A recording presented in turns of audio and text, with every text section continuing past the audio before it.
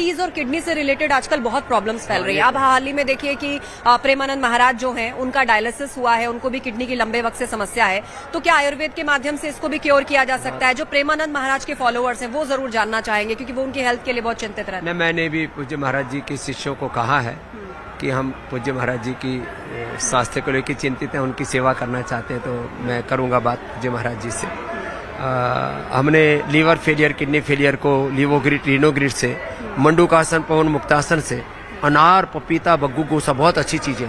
और खाने में पहले है ना सीक्वेंस ये रखने चाहिए, पहले अनार, पपीता, सेव, बग्गू गोसा, थोड़ा अभी जैसे गाजर मूली बहुत मिल रही है अभी सर्दियों में, थोड़ा वो पहले खाना चाहिए। ये दिन में खाना चाहिए, शाम को खाना चाहिए? ये एक सलाद कभी भी खा सकते हैं। और खाने के पहले वैसे खाना 2 ही बार खाना चाहिए, एक बार दोपहर को, एक बार शाम को। सुबह नाश्ता नहीं करना चाहिए, तो 14 घंटे का उपवास हो जाएगा। इसको इंटरमिटेंट उपवास बोलते हैं। उससे पूरी बॉडी डिटॉक्स रहती है और किसी भी तरह से वेट और कोई भी इन्फ्लेमेशन शरीर में नहीं बढ़ता, वो बहुत जरूरी है। थोड़ा सा राजनीति की ओर चलते हैं। बिहार में चुनाव चल रहा है और राहुल गांधी ने एक बार फिर से प्रधानमंत्री मोदी का अपमान किया। क्यों करते हैं राहुल गांधी? अच्छा, वो करके ना मोदी का कद और बढ़ा देते हैं। अब मोदी साहब का जो चरित्र है वो हिमालय जैसा है। अब उसके ऊपर जैसे कहते हैं ना, सूरज की ओर कोई थूकेगा तो उसके मुंह पे आके पड़ेगा। तो मोदी जी के ऊपर टिप्पणी न करने में ही विपक्षियों का भला है, क्योंकि उस व्यक्ति का जो चरित्र है, उसका जो कंट्रीब्यूशन है, कैरेक्टर कंट्रीब्यूशन, मोदी जी की जो पॉलिसीज हैं, नीयत, नीतियां और नेतृत्व, उसको देश के लोगों ने अपनी सराखों पर लिया हुआ है। उनको ऐसा लगता है कि वर्तमान पॉलिटिकल लीडरशिप में Modi is the ultimate option. तो अब वो एक लोगों के लिए सबसे बड़े विकल्प के तौर पर है। अब उनके ऊपर मुझे लगता है टीका टिप्पणी ना करके विपक्षियों को ये बताना चाहिए कि वो क्या करना चाहते हैं देश में, तो शायद उनके साथ कुछ लोग जुड़ जाए। अब देखिए, बिहार में जो चुनाव चल रहा है उसमें कांग्रेस और राहुल गांधी ने आरजेडी और तेजस्वी यादव के सामने सरेंडर कर दिया। तो अब सवाल ये उठ रहा है कि क्या राहुल गांधी अब विपक्ष के नेता के तौर पर भी भार संभालने के लिए या उस लायक हैं या नहीं है? नहीं, देखिए, एक बात तो माननी पड़ेगी, राहुल गांधी जी पुरुषार्थ बहुत कर रहे हैं, तेजस्वी भी पुरुषार्थ बहुत कर रहे हैं। इस बात की तो प्रशंसा होनी चाहिए। बाकी परिणाम तो वोटर्स को तय करना है, और उसमें हमारा प्रारब्ध और पुरुषार्थ दोनों मिलकर के भी एक भूमिका निभाते हैं, लेकिन लगे रहना चाहिए। मिले तेजस्वी यादव से आप? कैसे नेता है तेजस्वी यादव? मिले आप उनसे? कई बार मिले, उनके पिताजी से भी हमारे संबंध हैं।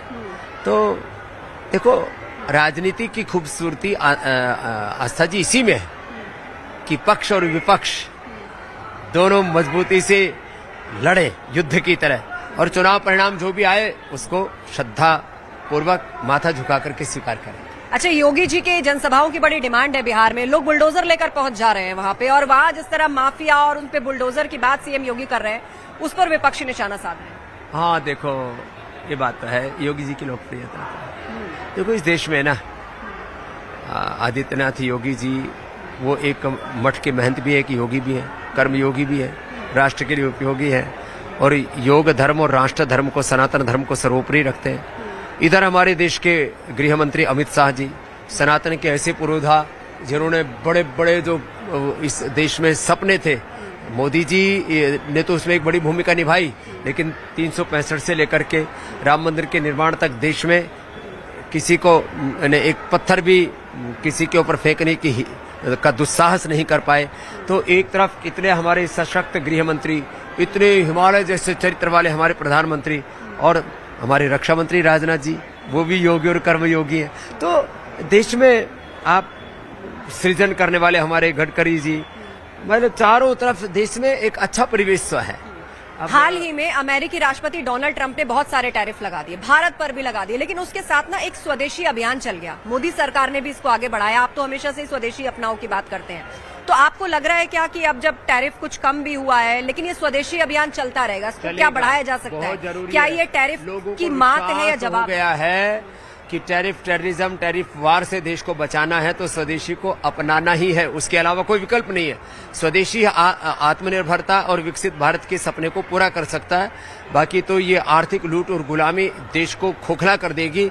इसलिए राजनीतिक आजादी के साथ आर्थिक आजादी और मैकाले की शिक्षा पद्धति को खत्म करके शिक्षा की आजादी, ये विदेशी चिकित्सा की जिसने लोगों को उपचार कम दिए हैं, लोगों के ऊपर अत्याचार ज्यादा किए हैं, तो शिक्षा की गुलामी, चिकित्सा की गुलामी, आर्थिक गुलामी, वैचारिक सांस्कृतिक गुलामी, रोग भोग नशा अश्लीलताओं की गुलामियों से, ग्लानियों से, कुंठाओं से देश को उभारना तो पड़ेगा। यही भगवत गीता में भगवान श्री कृष्ण ने कहा, यही महर्षि दयानंद ने कहा, ग्रब्य मांस में गम पार्थ नैतत्व उपपद्यते क्षुद्र हृदय दौर्बल्यम त्यक्त्वा उत्तिष्ठ परंतप। ऐसे शौर्य, वीरता, स्वाभिमान के साथ देश को जागना पड़ेगा। उठो जवान देश की वसुंधरा पुकारती, देश है पुकारता पुकारती माँ भारती। रगों में तेरे बह रहा है खून राम श्याम का, जगत गुरु गोविंद और राजपूत ईशान का। तू चल पड़ा तो चल पड़ेगी साथ तेरे भारती, देश है पुकारता पुकारती माँ भारती। वाह। और अमेरिकी राष्ट्रपति पुकार रहे हैं कि प्रधानमंत्री मोदी बहुत टफ नेगोशिएटर हैं। आपको लगता है ये कि देश के लिए बहुत जरूरी है, टफ नेगोशिएटर ही होना चाहिए। और आज भारत की ताकत है, भारत केवल सबसे बड़ा उपभोक्ता देश ही नहीं है। भारत में जो आज जवान है, भारत में जो किसान है, भारत में जो रचना धर्मिता है देश के लोगों में, आज भी कुछ लोग ठीक है थोड़े आलसी, प्रमादी, नशेड़ी, गंजेड़ी, भंगेड़ी हो गए, होना नहीं चाहिए था हम ऋषि ऋषिकाओं की संतानों को।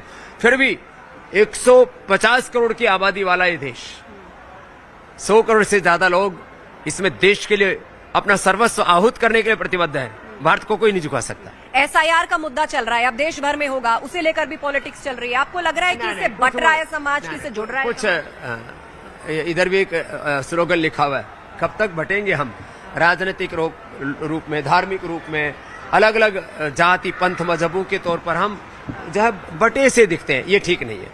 इसलिए एक बनो, नेक बनो, श्रेष्ठ बनो, और तभी एक और श्रेष्ठ विकसित भारत का सपना पूरा होगा। संगच्छध्वम सम्मदध्वम सम्मो मनांसी जानतम, वेद का भी यही उद्घोष है।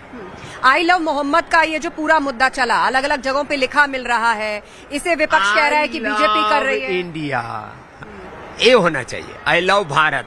क्यों? आप इस्लाम, ईसाईयत को फॉलो करते हैं, आपकी आस्थाएं भिन्न हो सकती है, लेकिन देश से ऊपर कुछ नहीं हो सकता। इसलिए देश का संविधान, ये सबसे ऊपर होना चाहिए। राष्ट्र प्रेम, राष्ट्र धर्म सबसे ऊपर होना चाहिए। आस्था जी, यही आस्था हमारी कहती है। बाकी तो जो हमारी धार्मिक आस्थाएं हैं, मजहबी आस्थाएं हैं, वो अपनी जगह पर है, लेकिन हमारी मजहबी आस्थाएं हमारी राष्ट्रीय एकता, अखंडता, संप्रभुता में बाधा नहीं बननी चाहिए। मैंने लास्ट टाइम आपका इंटरव्यू किया था, उस वक्त भारत पाकिस्तान पर कार्रवाई कर रहा था। अब अफगानिस्तान और पाकिस्तान में युद्ध चल रहा है। ये जो फील्ड मार्शल है आसिम मुनीर और जो PM है उनके शहबाज शरीफ, इनकी बुद्धि ठिकाने लगाने का भी कोई योग है क्या? कैसे किस तरीके से सुधरेंगे? अब अफगानिस्तान भी सुधार देगा, बाकी वहां पर भी जो POK में लोग हैं, कजाकिस्तान में जो लोग हैं, उसमें क्या कहते हैं, पूरे 3 तरह से विभाजन की मांग तो पाकिस्तान में उठ रही है। तो वहां पर मुझे लगता है पाकिस्तान अपने आप में टूट रहा है। भारत को लड़ने की जरूरत नहीं है, वो तो अपने आप ही बिखर जाएगा। और पाकिस्तान में जो आर्मी है और वहाँ के जो भ्रष्ट politician, corrupt army, corrupt politician, और मीडिया भी वहाँ का कुछ इतना ज्यादा गिर गया है कि वो सच की आवाज नहीं उठा पा रहा है। तो उस देश के लिए बड़ा संकट है। और एक और महत्वपूर्ण सवाल जाते जाते, बाबा जी, राम मंदिर बनकर पूरा तैयार हो गया, अब जल्दी सूर्य ध्वज की स्थापना होने वाली है, तो क्या भाव है आपके अंदर? क्योंकि इस आंदोलन का समर्थन करते रहे हैं, आज बनकर के तैयार है। हमारी एक मात्र व्यक्ति नहीं है, राम हमारा स्वाभिमान है, राम हमारी मर्यादा है, राम हमारे परात परब्रह्म है, राम हमारे राजा भी है, राम हमारे देवता भी है, और राम हमारे एक आदर्श पिता, आदर्श पुत्र, सब कुछ माने राम के साथ हमारे जीवन के सारे रिश्ते नाते हैं। इसलिए राम को मात्र एक मंदिर तक नहीं देखना चाहिए। राम राष्ट्र के रोम रोम में बसे हैं। राम बालक में है, युवा में है, बुजुर्गों में है, वो मंदिरों में है, वो हमारे हृदय मंदिर में है। और अब आखिरी सवाल, बाबा बागेश्वर हिंदू राष्ट्र के लिए पदयात्रा निकाल रहे हैं, आप समर्थन करते हैं? शुभकामनाएं। और भारत स्वभाव से हिंदू राष्ट्र है, बस हिंदुत्व, सनातन के जो शाश्वत मूल्य हैं वो हमारे जीवन में आ जाए, जहां हम चलें, हमारे वाणी व्यवहार आचरण से सनातन प्रतिबिंबित होना चाहिए। बहुत बहुत धन्यवाद बाबा जी, और ढेर सारी शुभकामनाएं। न्यूज़ 18 से बातचीत के लिए शुक्रिया, धन्यवाद।